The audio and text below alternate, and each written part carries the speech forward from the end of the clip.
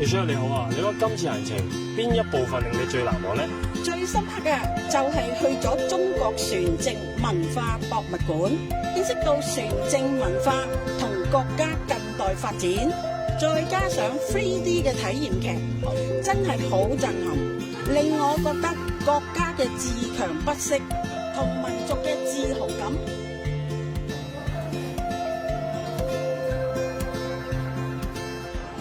Vivian 你好啊，你覺得今次旅程安排成點呢？今次安排咧，哇，真係好多謝元朗耆樂警訊主席同埋會長，活動內容咧豐富又有意義。元朗警民組咧一路咧都照顧得好好，令大家安心又放心。旅行社咧服務得好細心，食住行咧都安排得好妥妥當當嘅。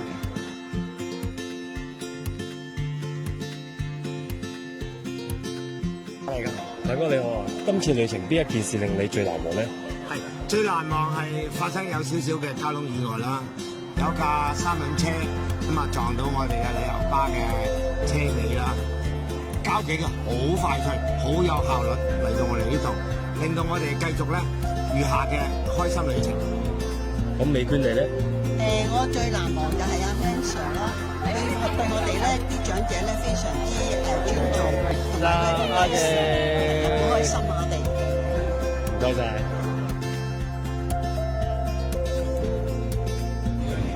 阿宇你好啊，其實你咁年青，你係參加少順定耆樂咧？哇，唔好講笑啦，梗係耆樂啦。咁今次旅程邊一部分令你最難忘咧？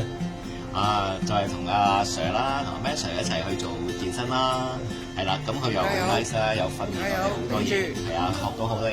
OK。平安元朗耆樂開心耶！如果你覺得我哋今次探之團點咧？